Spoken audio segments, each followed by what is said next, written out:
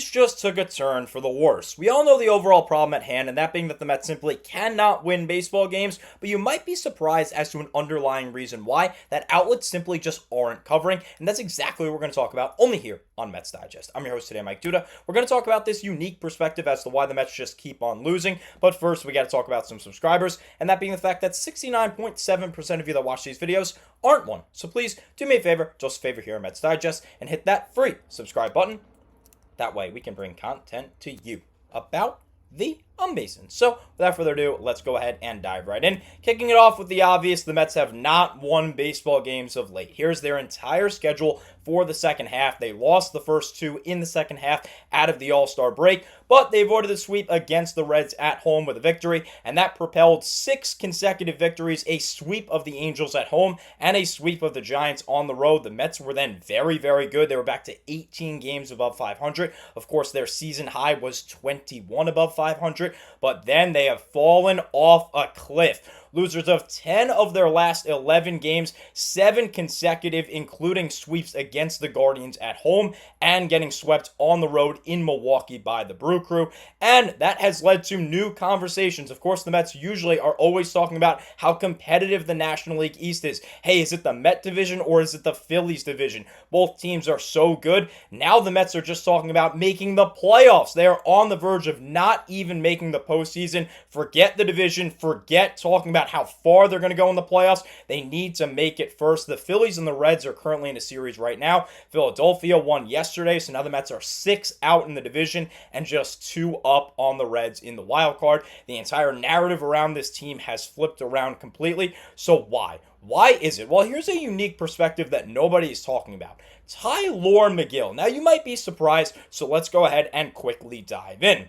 But first, if you're not familiar, he ended up getting injured. So this injury occurred in the middle of June. He was placed on the injured list on the 17th of June with a right elbow sprain, retroactive to the 15th. So, of course, the last time he was ready to pitch was June 14th. He was placed on the 60-day IL just to make roster moves on the 8th of July. So let's go ahead and hear from the experts, kicking it off with Andrew Jamison of Sports Illustrated. He says there's optimism with Tylor Megill. He says there was a sense of optimism surrounding Megill before Friday's game against the Milwaukee Brewers. Manager Carlos Mendoza revealed that the injured starter, out since June 14th, like we just said, with a right elbow sprain, took an important step towards returning. So, what exactly was it? What did Mendy say?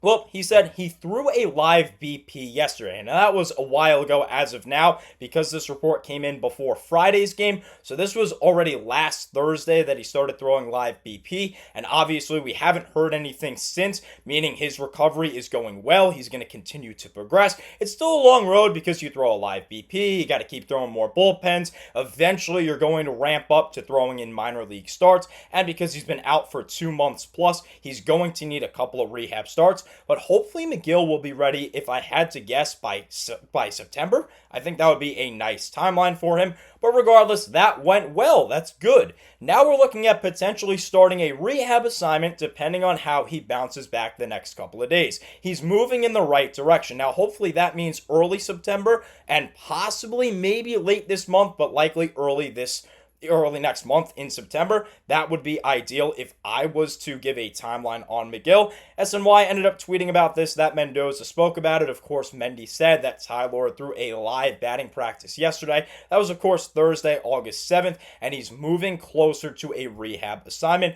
All very good news. So let's go back to our Sports Illustrated article with Jamison. He says, well, it's obvious. The stats up here that I'm going to read in just a second, they're not woeing. So why is it so important to get Megill back? Well, Jamison begins to explain. He says Megill's 5-5 record and 3.95 ERA, which we'll get into in just a second. We'll talk stats in a little bit, may not be eye-popping, but his return would be a welcome boost for a rotation that has struggled to pitch deep into games. After Friday's game, the Mets have now gone 51 consecutive games, and that has increased to 53 without 2 different starters having recorded at least 1 start of 6 innings or more. Of course, we talked about this yesterday. This is the longest streak in all of baseball history since 1901, which is when they started recording stats. So likely all of professional baseball history, their starting pitching has been abysmal. They cannot reach the 7th inning.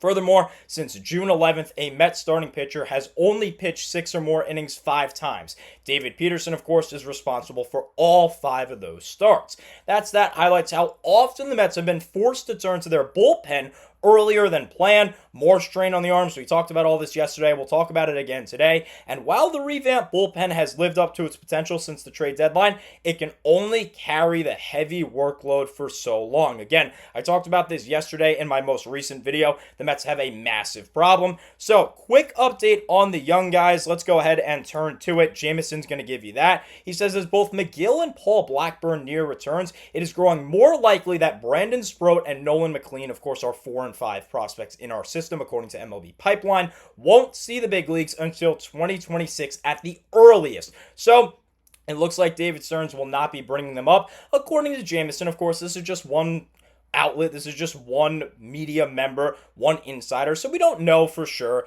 Maybe Stearns will end up pulling the trigger. Maybe he'll bring up 1 or 2 of these prospects. Maybe even 3, which is a video that we'll talk about later today. We're going to talk about another interesting perspective. But for now, let's talk about Sproat and McLean. And that being that given this reality, the Mets are likely going to work with what they have. A surplus of starting pitchers, which obviously has not worked well because they can't go deep into games. Come October, every team needs every reliable arm they can get to give them the best chance to hoist the World Series trophy. Of course, we got to get there first. Depth have been a core principle for President of Baseball Operations David Stearns since his hiring in October 2023. With that emphasis on depth in mind, expect Megill to be a key piece as the Mets make their stretch run. And yeah, absolutely. Let's go ahead and look at his stats. I know they're not woeing. 5 and 5, 3.95 ERA, 14 starts, 68 and a thirds, 136 WHIP, a lot of strikeouts at 89. That is well above a 9K per 9. That's above a 10K per 9. And again, not woeing, but the New York Mets, with Tylor Megill healthy, he was healthy the entire year up until this elbow injury, were 45 and 27. That is 18 games above 500 since the 15th when he got injured. That was his injury was retroactive to the 15th. Since he got injured, 18 and 28, 10 games under 500, 18 over when Megill was healthy, 10 under when Megill is hurt. Now, I know this could be a coincidence, but it adds up pretty well. The Mets have started to struggle in baseball games since. When was the last time a starting pitcher not named David Peterson reached the 7th inning? Oh, June 7th. What was a week after that? Tylor Megill's injury. I don't think it's coincidence. I think this all adds up. The Mets really, really need Tylor Megill. And 89 strikeouts, that is really, really good. Look at that compared to his career numbers. Look, that is the 3rd most strikeouts in all of the New York Mets team and all of the staff. And that's incredible because Megill hasn't pitched for 2 months consecutively. So he's still 3rd in strikeouts in a number statistic. He would easily be 1st. And it's not like this team doesn't strike out a lot of batters. This is a team that is 13th in the bigs in pitcher Ks. So overall, they strike out a lot of batters, but Megill does an excellent job this year of doing so. As you can tell from the stats, overall, he's done a better job this year. First time in his career, he is a sub-4 ERA pitcher. His walks are down a little bit. Overall, Tylor Megill is having a really solid season, but he ended up getting injured. So with that, let's turn it back to the experts. This time it's going to be David Schoenfield of ESPN. He even says under his injury to watch section of the article we looked at yesterday that Tylor Megill, out with an elbow sprain, is the one injured player who could return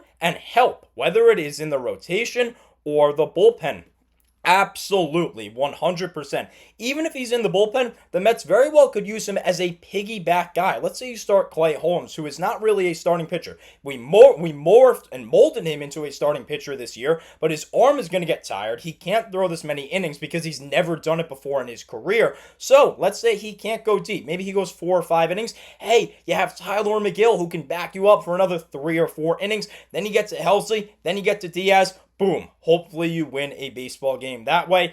And look, you got a really, really good bullpen. Megill is going to help out regardless. If he's a starting pitcher and he can go deep into games, awesome. Keeps the strain off these bullpen guys. If he ends up being in the bullpen and is more of a piggyback starter, great. He's going to save these guys in the bullpen. We looked at this yesterday. Reed Garrett on pace for 67 innings, the most in his career. Huascar Braziman before being sent down, 51 2/3 innings pitched, just 7 1/3 shy of a career high. If he wasn't sent down, he would be on pace for 77 innings pitched. The guys we picked up at the deadline, and of course, Gregory Soto, 5 1/3 over 13 games wearing a Met uniform. If the Mets had him the whole season, he would throw over 66 innings pitched. Guess what? The most in his career. Ryan Helsley, 4 innings in 9 games. If the Mets had him the whole season, 72 innings pitched, the most in his career. More than his 66 1/3 last year in his campaign, where he had 49 saves and a league-leading 62 games finished. Of course, that 49 saves also led the league. How about Tyler Rogers? 6 innings pitched over 9 games in a Met uniform. If the Mets had him the whole season, 29 games above his career high with 108 innings pitched. This bullpen is insanely taxed, and the only reason why their arms are even still attached to their bodies is because the Mets have thrown a lot of players. They've had a lot of pitchers that have pitched before.